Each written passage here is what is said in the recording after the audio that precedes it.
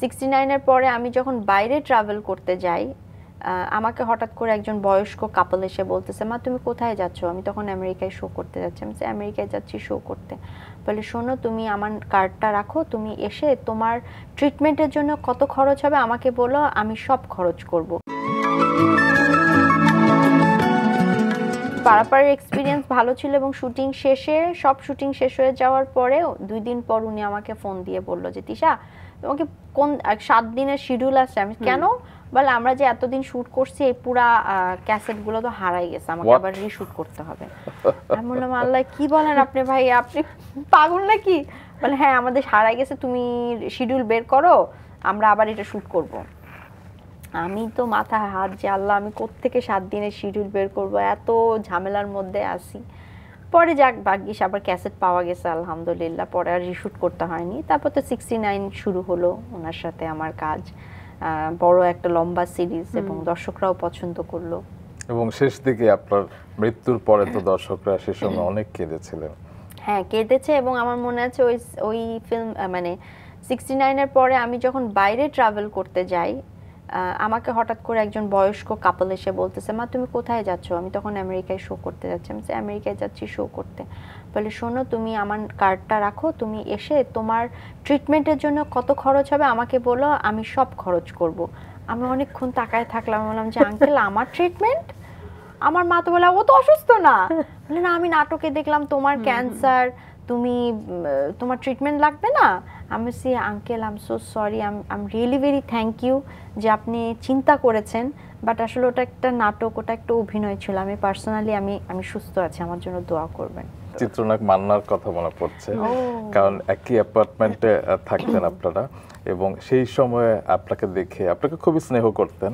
হ্যাঁ যেহেতু আমরা থাকতাম 3-4 তলায়, ওনারা থাকতো দোতলায়, সো স্নেহ করতো, মানে একই ফ্ল্যাটে আমরা যেহেতু খেলতাম, ওনার ছেলেও খেলতো আমাদের সাথে, ছোট ছেলে সিয়াম অনেক ছোট ছিল তখন।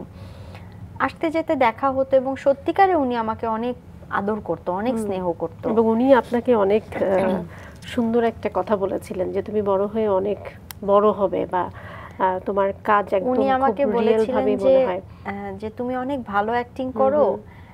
তখন আসলে এফডিসি থেকে অনেক অফার আসতেছিল সিনেমার, এবং আমি সিনেমাটা করতে চাচ্ছিলাম না।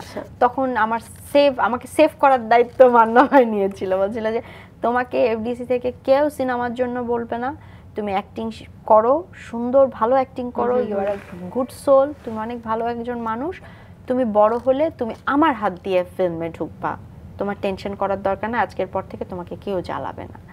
সো সত্যিকারে তারপর থেকে আমাকে ফিল্মের জন্য কেউ প্রেশার দেয়নি। আমার যখন মনে হয়েছে না this is the time for me to start a film, তখনই আমি 3rd পারসন সাইন করি।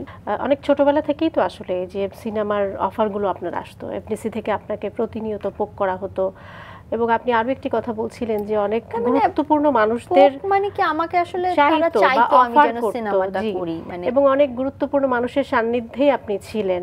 তারিক আনাম খান থেকে শুরু করে আপনি শ্যাম বেনেগাল, এআর রহমান, আপনার পরিবারের অনেক গুরুত্বপূর্ণ মানুষজনও ছিলেন। আমি জানতে চাই এই পুরোটাই কি আসলে নিজের ডিসিশন বা পরিবারের সান্নিধ্য থেকে হয়েছে, নাকি কোনো মেন্টর কাজ করেছে আসলে আমি কোনটা করব কোনটা করব না? অবশ্যই বলবো যে আমার উপরে আমার সৃষ্টিকর্তার অনেক ব্লেসিংস আছে, এবং আমি সবসময় প্রচণ্ড পরিমাণের ভক্ত, সৃষ্টিকর্তার কাছেই আমি শুকরিয়া আদায় করি এবং তার কাছেই সবসময় সাহায্য চাই। প্রত্যেকেরই তো ভক্ত থাকে, প্রত্যেকেরই সাপোর্টার থাকে। তো আপনার পুরস্কার প্রাপ্তির পরে যখন অনেকে সমালোচনা করে, সেই বিষয়টা আপনি কিভাবে নেন? না, আমি আসলে সমালোচনার শিকার হয়েছি খুবই কম। আর যদি বলা হয় অ্যাওয়ার্ড পাওয়ার পর যেই কয়েকজন সমালোচনা করেছে, সবাই কিন্তু একটা জিনিস বলেছে যে আপনি একজন ভালো অভিনেত্রী, এটা অস্বীকার আমরা করব না। তারপরে কিন্তু বলে অনেক কিছু বলে, কিন্তু যারা সমালোচনা করেছেন তাদের প্রতিও আমি কৃতজ্ঞতা জানাই, বিকজ সমালোচনা আলোচনা দুটাই তো আসলে ডান হাত বাম হাত টাইপের, একটা না থাকলে আরেকটার মর্মতা আপনি বুঝতে পারবেন না।